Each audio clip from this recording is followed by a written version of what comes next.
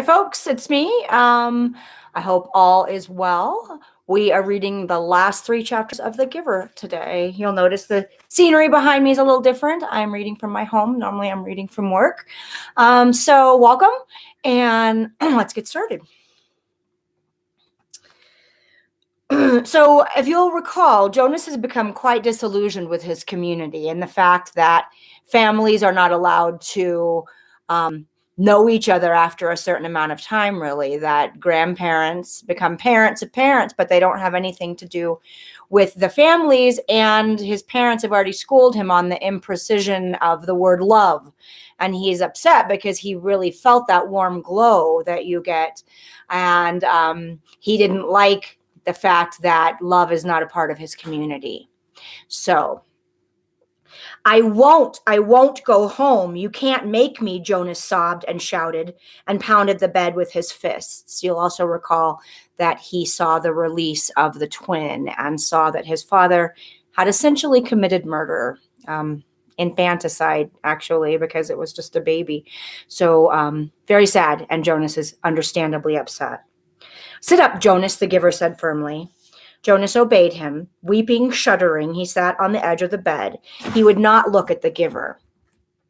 You may stay here tonight. I want to talk to you, but you must be quiet now while I notify your family unit. No one must hear you cry. Jonas looked up wildly. No one heard that little twin cry either. No one but my father. He collapsed in sobs again. The giver waited silently. Finally, Jonas was able to quiet himself, and he sat huddled, his shoulders shaking. The giver went to the wall speaker and clicked the switch to on. Yes, receiver, how may I help you? Notify the new receiver's family unit that he will be staying with me tonight for additional training. I will take care of that, sir. Thank you for your instructions, the voice said. I will take care of that, sir. I will take care of that, sir, Jonas mimicked in a cruel, sarcastic voice. I'll do whatever you like, sir. I will kill people, sir. Old people, small newborn people, I'd be happy to kill them, sir. Thank you for your instructions, sir. How may I help you? He couldn't seem to stop. The giver grasped his shoulders firmly. Jonas felt silent and stared at him. Listen to me, Jonas. They can't help it. They know nothing. You said that to me once before. I said it because it's true. It's the way they live. It's the life that was created for them. It's the same life that you would have if you had not been chosen to be my successor. But he lied to me, Jonas wept. It's what he was told to do, and he knows nothing else.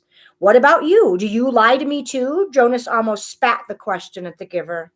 I am empowered to lie, but I have never lied to you. Jonas stared at him. Release is always like that? For people who break the rules 3 times? For the old? Do they kill the old too? Yes, it's true. And what about Fiona? She loves the old. She's in training to care for them. Does she know yet? What will she do when she finds out? How will she feel? Jonas brushed wetness from his face with the back of one hand. Fiona is already being trained in the fine art of release, the giver told him. She's very efficient at her work. Your red-haired friend. Feelings are not a part of the life she's learned. Jonas wrapped his arms around himself and rocked his own body back and forth. What should I do? I can't go back. I can't. The giver stood up. First, I will order our evening meal. Then we will eat. Jonas found himself using the nasty, sarcastic voice again. Then we'll have a sharing of feelings. The giver gave a rueful, anguished, empty laugh. Jonas, you and I are the only ones who have feelings. We've been sharing them for almost a year. Guys, I don't know if you've noticed, but that's my kitty in the corner there. She's sitting by the heater because she wants to stay warm. It's kind of cold today. I'm sorry, giver, Jonas said miserably. I don't mean to be so hateful. Not to you. The giver rubbed Jonas's hunched shoulders. And after we eat, he went on, we'll make a plan. Jonas looked up puzzled. A plan for what? There's nothing we can do. It's always been this way. Before me, before you, before the ones who came before you. Back and back and back. His voice trailed the familiar phrase. Jonas, the giver said after a moment, it's true that it has been this way for what seems forever. But the memories tell us that it has not always been. People felt things once. You and I have been part of that, so we know. We know that they once felt things like pride and sorrow and love, Jonas added, remembering the family scene that had so affected him, and pain. He thought again of the soldier. The worst part of holding the memories is not the pain, it's the loneliness of it. Memories need to be shared. I've started to share them with you, Jonas said, trying to cheer him. That's true. And having you here with me over the past year has made me realize that things must change. For years, I felt that they should, but it seemed so hopeless. Now, for the first time, I think there might be a way. The giver said slowly, and you brought it to my attention. Barely, he glanced at the clock, 2 hours ago. Jonas watched him and listened. It was late at night now. They had talked and talked. Jonas sat wrapped in a robe belonging to the giver, the long robe that only the elders wore. It was possible what they had planned, barely possible. If he failed, he would very likely be killed. But what did that matter? If he stayed, his life was no longer worth living. Yes, he told the giver, I'll do it. I think I can do it. I'll try anyway. But I want you to come with me. The giver shook his head. Jonas, he said, the community has depended all these generations back and back and back and back on a resident receiver to hold their memories for them. I've turned over many of them to you in the past year, and I can't take them back. There's no way for me to get them back if I have given them. So if you escape, once you're gone, and Jonas, you know that you can never return. Jonas nodded solemnly. It was the terrifying part. Yes, he said, I know, but if you come with me, the giver shook his head and made a gesture to silence him. He continued, if you get away, if you get beyond, if you get to elsewhere, it will mean that the community has to bear the burden themselves of the memories you've been holding for them. I think that they can, and they will acquire some wisdom, but it will be desperately hard for them. When we lost Rosemary 10 years ago, and her memories returned to the people, they panicked. And those were such few memories compared to yours. When your memories return, they'll need help. Remember how I helped you in the beginning with the receiving of memories, when the receiving of memories was new to you? Jonas nodded. It was scary at first, and it hurt a lot. You needed me then, and now they will. It's no use. They'll find someone to take my place. They'll choose a new receiver. There's no one ready for training, not right away. Oh, they'll speed up the selection, of course, but I can't think of another child who has the right qualities. There's a little female with pale eyes, but she's only a 6. That's correct. I know the one you mean. Her name is Catherine, but she's too young, so they will be forced to bear those memories. I want you to come, Giver, Jonas pleaded. No, I have to stay here, the Giver said firmly. I want to, Jonas. If I go with you and together we take away all their protection from the memories, Jonas, the community will be left with no one to help them. They'll be thrown into chaos. They'll destroy themselves. I can't go. Giver, Jonas suggested, you and I don't need to care about the rest of them. The Giver looked at him with a questioning smile. Jonas hung his head. Of course they needed to care. It was the meaning of everything.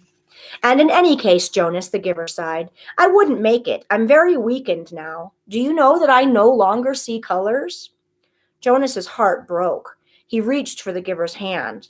You have the colors, the Giver told him, and you have the courage. I will help you with the strength. A year ago, Jonas reminded him, when I had just become a 12, when I began to see the first color, you told me that the beginning had been different for you, but that I wouldn't understand. The Giver brightened. That's true. And do you know, Jonas, that with all your knowledge now, with all your memories, with all you've learned, still you won't understand? Because I've been a little selfish. I haven't given any of it to you. I wanted to keep that for myself to the last. Keep what? When I was a boy younger than you, it began to come to me. But it wasn't the seeing beyond for me.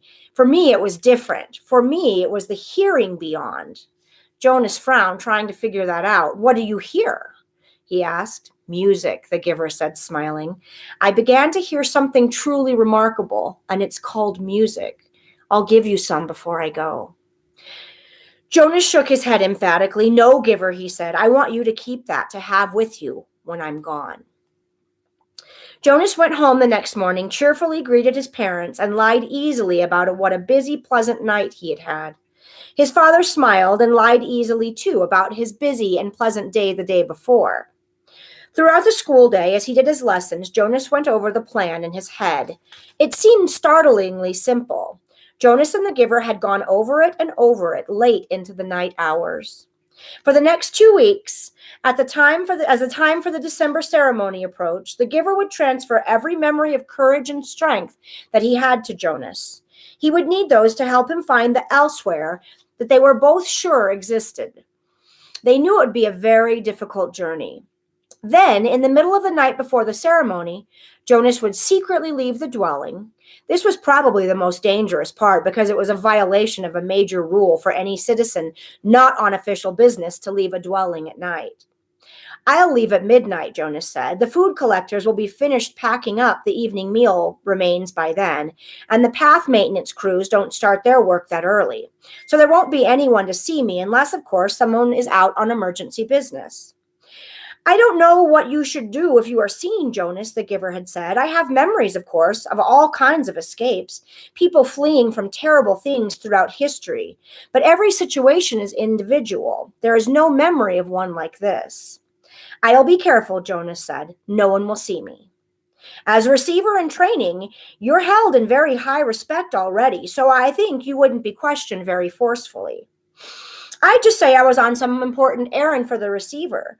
I'd say it was all your fault that I was out after hours," Jonas teased. They both laughed a little nervously, but Jonas was certain that he could slip away unseen from his house, carrying an extra set of clothing. Silently, he would take his bicycle to the riverbank and leave it there hidden in the bushes with the clothing folded beside it.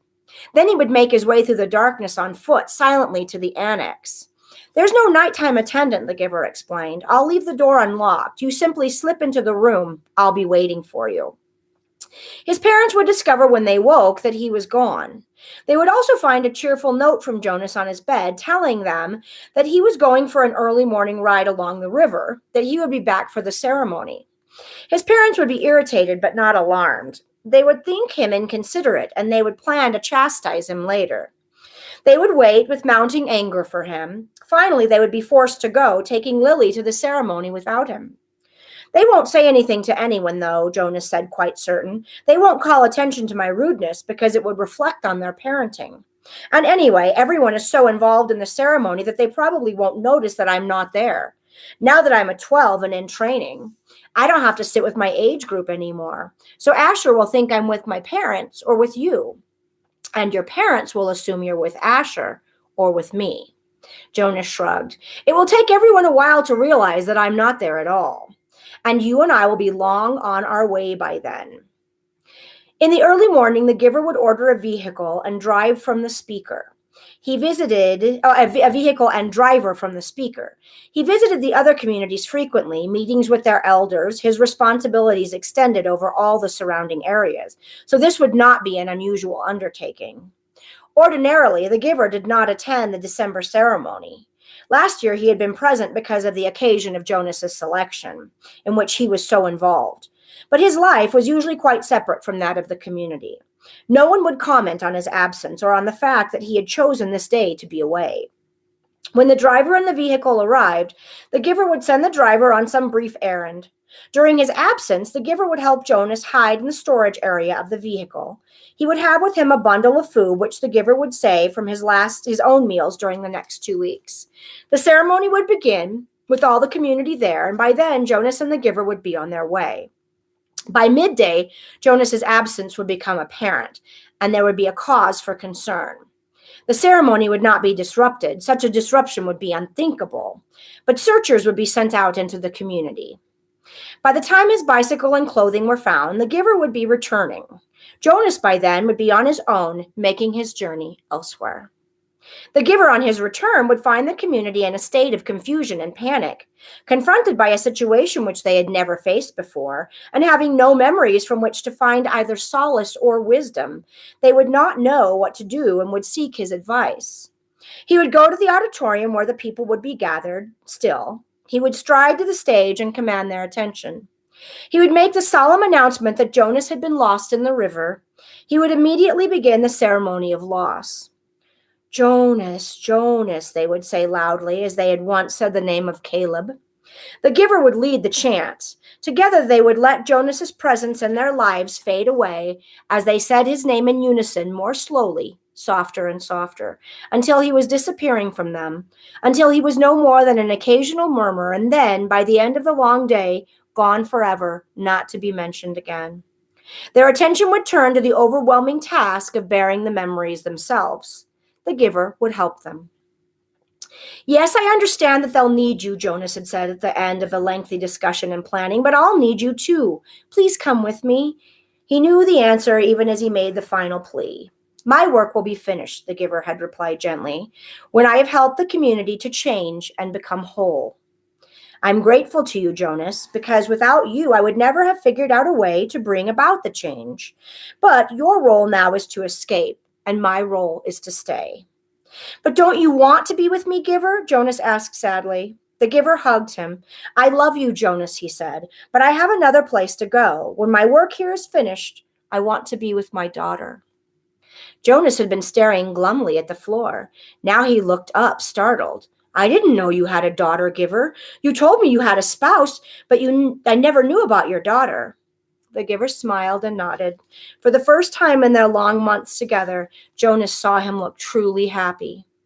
Her name was Rosemary, the giver said. So the former receiver who the attempt had failed, the selection had failed, was actually the giver's daughter. And she had been released after she kissed her father goodbye. And he wants to go join her. It would work. They could make it work, Jonas told himself again and again throughout the day. But that evening, everything changed, all of it. All the things they had thought through so meticulously, all of it fell apart. That night, Jonas was forced to flee. He left the dwelling shortly after the sky became dark and the community still. It was terribly dangerous because some of the work crews were still about, but he moved stealthily and silently, staying in the shadows, making his way past the darkened dwellings and the empty central plaza toward the river. Beyond the plaza, he could see the house of the old with the annex behind it, outlined against the night sky, but he could not stop there. There was no time. Every minute counted now, and every minute must take him farther from the community. Now he was on the bridge, hunched over on the bicycle, pedaling steadily. He could see the dark, churning water far below. He felt surprisingly no fear, nor any regret at leaving the community behind, but he felt a very deep sadness that he had left his closest friend behind. He knew that in the danger of his escape, he must be absolutely silent. But with his heart and mind, he called back and hoped that with his capacity for hearing beyond, the giver would know that Jonas had said goodbye. It had happened at the evening meal. The family unit was eating together as always, Lily chattering away, mother and father making their customary comments, and lies, Jonas knew, about their day.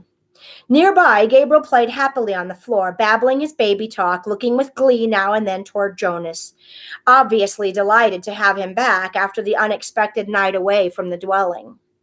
Father glanced down toward the toddler. Enjoy it, little guy, he said. This is your last night as a visitor.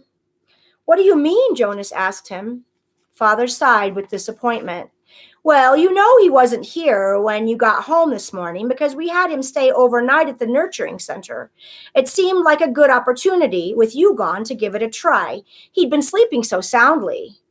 Didn't it go well? Mother asked sympathetically. Father gave a rueful laugh. That's an understatement. It was a disaster. He cried all night, apparently. The night crew couldn't handle it. They were really frazzled by the time I got to work. Gabe, you naughty thing, Lily said with a scolding little cluck toward the grinning toddler on the floor. So, Father went on, we obviously had to make the decision. Even I voted for Gabriel's release when we had the meeting this afternoon. Jonas knows what that means, that they're going to send the baby into the elsewhere, kill him, this baby that he has grown to know and love. Jonas put his fork down and stared at his father. Release? He asked. Father nodded.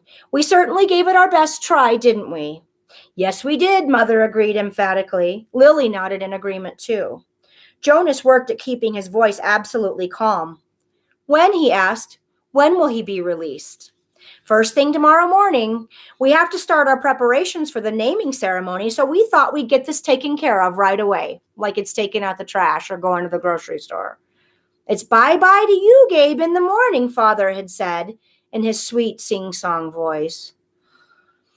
Jonas reached the opposite side of the river, stopped briefly, and looked back. The community where his entire life had been lived lay behind him now, sleeping. At dawn, the orderly, disciplined life he had always known would continue again without him. The life where nothing was ever unexpected or inconvenient or unusual. The life without color, pain, or past. He pushed firmly again at the pedal with his foot and continued riding along the road. It was not safe to spend time looking back. He thought of the rules he had broken so far, even that enough that if he were caught now, he would be condemned. First, he had left the dwelling at night, a major transgression.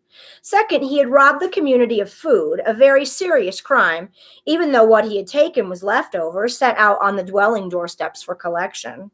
Third, he had stolen his father's bicycle. He had hesitated for a moment, standing beside the bike port in the darkness, not wanting anything of his father's and uncertain as well whether he could comfortably ride the larger bike when he was so accustomed to his own. But it was necessary because it had the child seat attached to the back. And he had taken Gabriel, too. He could feel the little head nudge his back, bouncing gently against him as he rode. Gabriel was sleeping soundly, strapped into the seat. Before he had left the dwelling, he had laid his hands firmly on Gabe's back and transmitted to him the most soothing memory he could. A slow swinging hammock under palm trees on an island someplace. At evening, with a rhythmic sound of languid water lapping hypnotically against the beach nearby. As the memory seeped from him into the new child, he could feel Gabe's sleep ease and deepen. There had been no stir at all when Jonas lifted him from the crib and placed him gently into the molded seat. He knew that he had the remaining hours of night before they would be aware of his escape, so he rode hard, steadily, willing himself not to tire as the minutes and miles passed. There had been no time to receive the memories he and the giver had counted on of strength and courage, so he relied on what he had and hoped it would be enough. He circled the outlying communities, their dwellings dark. Gradually, the distances between communities widened with longer stretches of empty road. His legs ached at first, then, as time passed, they became numb. At dawn, Gabriel began to stir. They were in an isolated place. Fields on either side of the road were dotted with thickets of trees here and there. He saw a stream and made his way to it across a rutted, bumpy meadow. Gabriel, wide awake now, giggled as the bicycle jolted him up and down. Jonas unstrapped Gabe, lifted him from the bike, and watched him investigate the grass and twigs with delight. Carefully, he had hid the bicycle in thick bushes. Morning meal, Gabe. He unwrapped some of the food and fed them both. Then he filled the cup he had brought with water from the stream and held it for Gabriel to drink. He drank thirstily himself and sat by the stream, watching the new child play. He was exhausted. He knew he must sleep, resting his own muscles and preparing himself for more hours on the bicycle. It would not be safe to travel in daylight. They would be looking for him soon. He found a place deeply hidden in the trees, took the new child there and lay down, holding Gabriel in his arms. Gabe struggled cheerfully as if it were a wrestling game, the kind they played back in the dwelling, with tickles and laughter.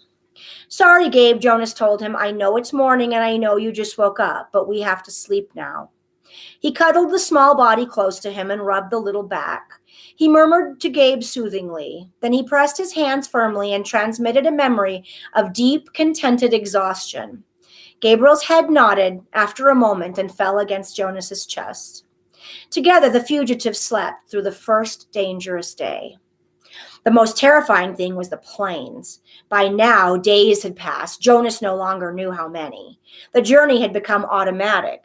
The sleep by days, hidden in the underbrush and trees, the finding of water, the careful division of scraps of food, augmented by what he could find in the fields, and the endless, endless miles on the bicycle by night. His leg muscles were taut now. They ached when he settled himself to sleep, but they were stronger, and he stopped now less often to rest. Sometimes he paused and lifted Gabriel down for a brief bit of exercise, running down the road or through a field together in the dark. But always when he returned, strapped the uncomplaining toddler into the seat again and remounted, his legs were ready. So he had enough strength of his own and had not needed what the giver might have provided had there been time. But when the planes came, he wished that he could have received the courage. He knew that they were search planes. They flew so low that they woke him with the noise of their engines, and sometimes, looking out and up fearfully from the hiding places, he could almost see the faces of the searchers. He knew that they could not see color, and that their flesh, as well as Gabriel's own golden light curls, would be no more than smears of gray against the colorless foliage. But he remembered from his science and technology studies at school that the search planes used heat-seeking devices which could identify body warmth and would hone in on two humans huddled in shrubbery. So always when he heard the aircraft sound, he reached to Gabe and transmitted memories of snow, keeping some for himself. Together they became cold, and when the planes were gone, they would shiver, holding each other until sleep came again. Sometimes, urging the memories into Gabriel, Jonas felt that they were more shallow, a little weaker than they had been. It was what he had hoped and what he and the giver had planned, that as he moved away from the community, he would shed the memories and leave them behind for the people. But now, when he needed them, when the planes came, he tried hard to cling to what he still had of cold and to use it for their survival. Usually the aircraft came by day when they were hiding, but he was alert at night too on the road, always listening intently for the sound of the engines. Even Gabriel listened and would call out, "Plane, plane," sometimes before Jonas had heard the terrifying noise. When the aircraft searchers came, as they did occasionally during the night as they rode, Jonas sped to the nearest tree or bush and dropped to the ground and made himself and Gabriel cold. But it was sometimes a frighteningly close call. As he pedaled through the nights, through isolated landscape now, with the communities far behind and no signs of human habitation around him or ahead, he was constantly vigilant, looking for the next nearest hiding place should the sound of engines come. But the frequency of the planes diminished. They came less often and flew when they did come less slowly, as if the search had become haphazard and no longer hopeful. Finally, there was an entire day and night when they did not come at all.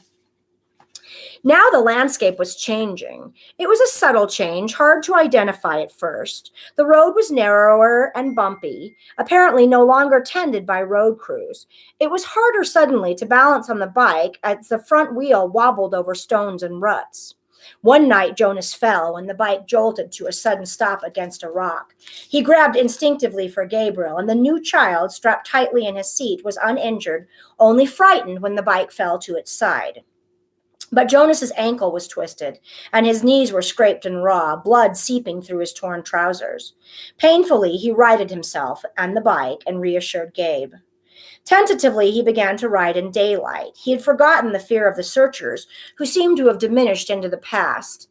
But now there were new fears. The unfamiliar landscape held hidden, unknown perils. Trees became more numerous, and the forests beside the road were dark and thick with mystery. They saw streams more frequently now and stopped often to drink. Jonas carefully washed his injured knees, wincing as he rubbed at the raw flesh. The constant ache of his swollen ankle was eased when he soaked it occasionally in the cold water that rushed through roadside gullies. He was newly aware that Gabriel's safety depended entirely upon his own continued strength. They saw their first waterfall, and for the first time, wildlife. "Plane, plane," Gabriel called, and Jonas turned swiftly into the trees, though he had not seen planes in days, and he did not hear an engine aircraft now. When he stopped the bicycle in the shrubbery and turned to grab Gabe, he saw the small, chubby arm pointing toward the sky. Terrified, he looked up, but it was not a plane at all. Though he had never seen one before, he identified it from his fading memories, for the giver had given them to him often. It was a bird. Soon there were many birds along the way, soaring overhead, calling. They saw deer, and once beside the road, looking at them, curious and unafraid, a small reddish brown creature with a thick tail, whose name Jonas did not know. He slowed the bike, and they stared at one another until the creature turned away and disappeared into the woods. All of it was new to him. After a life of sameness and predictability, he was awed by the surprises that lay beyond each curve of the road. He slowed the bike again and again to look with wonder at wildflowers, to enjoy the throaty warble of a new bird nearby, or merely to watch the way the wind shifted the leaves in the trees. During his 12 years in the community, he had never felt such simple moments of exquisite happiness. But there were desperate fears building in on him now as well. The most relentless of his new fears was that they would starve. Now that they had left the cultivated fields behind them, it was almost impossible to find food. They finished the meager store of potatoes and carrots they had saved from the last agricultural area, and now they were always hungry. Jonas knelt by a stream and tried without success to catch a fish with his hands. Frustrated, he threw rocks into the water, knowing even as he did that it was useless. Finally, in desperation, he fashioned a makeshift net, looping the strands of Gabriel's blanket around a curved stick. After countless tries, the net yielded 2 flopping silvery fish. Methodically, Jonas hacked them to pieces with a sharp rock and fed the raw shreds to himself and to Gabriel. They ate some berries and tried without success to catch a bird. At night, while Gabriel slept beside him, Jonas lay awake, tortured by hunger, and remembered his life in the community where meals were delivered to each dwelling every day. He tried to use the flagging power of his memory to recreate meals and managed brief, tantalizing fragments, banquets with huge roasted meats, birthday parties with thick frosted cakes, and lush fruits picked and eaten, sun-warmed, when dripping from trees. But when the memory glimpses subsided, he was left with the gnawing, painful emptiness. Jonas remembered suddenly and grimly the time in his childhood when he had been chastised for misusing a word. The word had been starving. "You have never been starving," he had been told. "You will never be starving." Now he was. If he had stayed in the community, he would not be. It was as simple as that. Once he had yearned for choice. Then, when he had had a choice, he had made the wrong one, the choice to leave, and now he was starving. But if he had stayed... His thoughts continued. If he had stayed, he would have starved in other ways. He would have lived a life hungry for feeling, for color, for love. And Gabriel? For Gabriel, there would have been no life at all. So there had not really been a choice. It became a struggle to ride the bicycle as Jonas weakened from lack of food and realized at the same time that he was encountering something he had for a long time yearned to see: hills. His sprained ankle throbbed as he forced the pedal downward in an effort that was almost beyond him. And the weather was changing. It rained for 2 days. Jonas had never seen rain, though he had experienced it often in the memories. He had liked those rains, enjoying the new feeling of it, but this was different. He and Gabriel became cold and wet, and it was hard to get dry, even when sunshine occasionally followed. Gabriel had not cried during the long, frightening journey. Now he did. He cried because he was hungry and cold and terribly weak. Jonas cried too for the same reasons, and another reason as well. He wept because he was afraid now that he could not save Gabriel. He no longer cared about himself. Last chapter, kids. Here we go. Jonas felt more and more certain that the destination lay ahead of him, very near now in the night that was approaching. None of his senses confirmed it. He saw nothing ahead except the endless ribbon of road unfolding in twisting narrow curves. He heard no sound ahead. Yet he felt it, felt that elsewhere was not far away. But he had little hope left that he would be able to reach it. His hope diminished further when the sharp, cold air began to blur and thicken with swirling white. Remember, it's December. That's when the ceremony's held. And this is when he's traveling right now in December. Gabriel, wrapped in his inadequate blanket, was hunched, shivering and silent in his little seat. Jonas stopped the bike wearily, lifted the child down, and realized with heartbreak how cold and weak Gabe had become. Standing in the freezing mound that was thickening around his numb feet, Jonas opened his own tunic, held Gabriel to his bare chest, and tied the torn and dirty blanket around them both. Gabriel moved feebly against him and whimpered briefly into the silence that surrounded them. Dimly, from a nearly forgotten perception as blurred as the substance itself, Jonas recalled what the whiteness was. "It's called snow, Gabe," he whispered. "Snowflakes. They fall down from the sky and they're very beautiful." There was no response from the child who had once been so curious and alert. Jonas looked down through the dusk at the little head held against his chest. Gabriel's curly hair was matted and filthy, and there were tear stains outlined in dirt on his pale cheeks. His eyes were closed. As Jonas watched, a snowflake drifted down and was caught briefly for a moment's sparkle in the tiny, fluttering eyelashes. Wearily, he remounted the bicycle. A steep hill loomed ahead. In the best of conditions, the hill would have been a difficult, demanding ride. But now the rapidly deepening snow obscured the narrow road and made the ride impossible. His front wheel moved forward imperceptibly as he pushed on the pedals with his numb, exhausted legs. But the bicycle stopped. It could not move. He got off and let it drop sideways into the snow.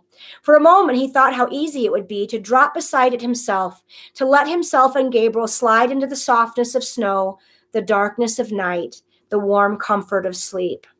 But he had come this far. He must try to go on. The memories had fallen behind him now, escaping from his protection to return to the people of his community. Were there any left at all? Could he hold on to a last bit of warmth? Did he still have the strength to give? Could Gabriel still receive? He pressed his hands into Gabriel's back and tried to remember sunshine. For a moment, it seemed that nothing came to him, that his power was completely gone. Then it flickered suddenly, and he felt tiny tongues of heat began to creep across and into his frozen feet and legs. He felt his face begin to glow and the tense, cold skin of his arms and hands relax. For a fleeting second, he felt that he wanted to keep it for himself, to let himself bathe in sunlight, unburdened by anything or anyone else. But the moment passed and was followed by an urge, a need, a passionate yearning to share the warmth with the one person left for him to love. Aching from effort, he forced the memory of warmth into the thin, shivering body in his arms. Gabriel stirred. For a moment, they were both bathed in the warmth and renewed strength as they stood hugging each other in the blinding snow. Jonas began to walk up the hill. The memory was agonizingly brief. He had trudged no more than a few yards through the night when it was gone and they were cold again. But his mind was alert now. Warming himself ever so briefly, he had shaken away the lethargy and resignation and restored his will to survive. He began to walk faster on feet that he could no longer feel, but the hill was treacherously steep. He was impeded by the snow and his own lack of strength. He didn't make it very far before he stumbled and fell forward. On his knees, unable to rise, Jonas tried a second time.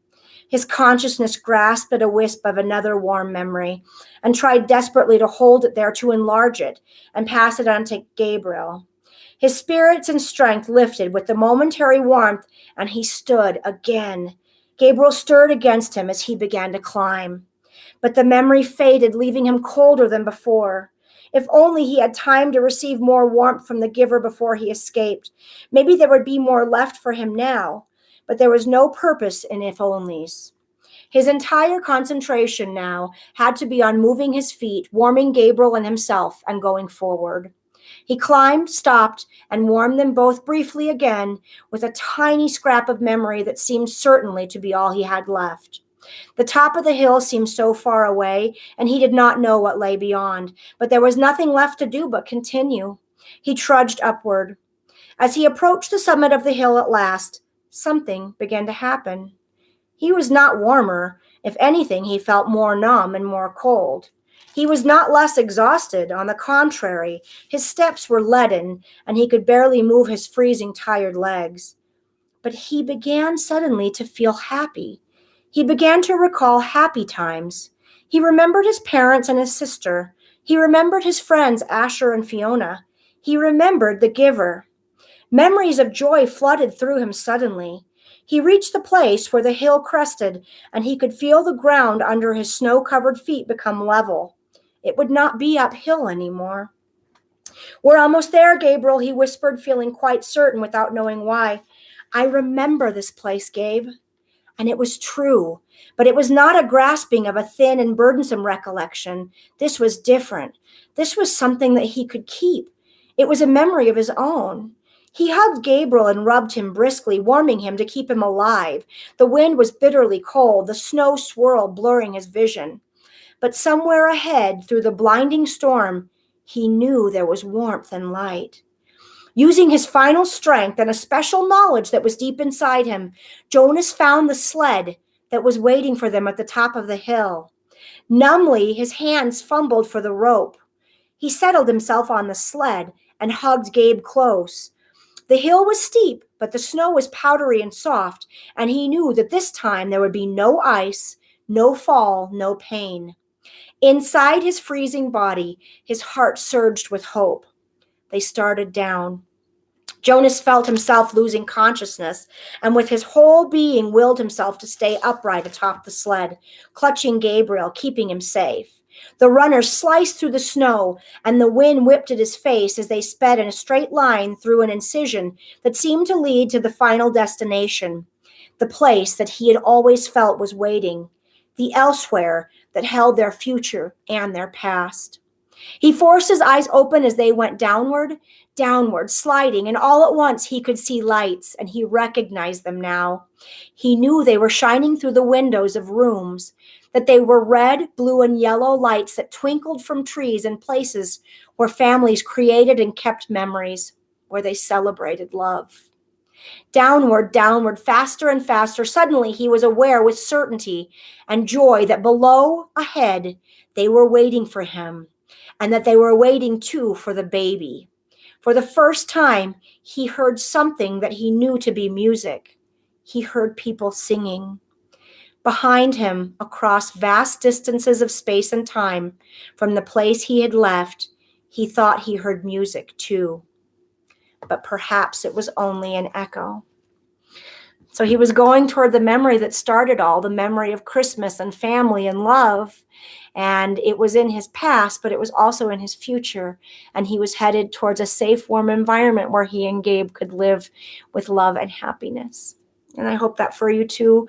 Thank you very much for being with me. It was a pleasure to be able to share this time with you. I love you, Daddy. Mwah. I hope all is well. Take care, y'all.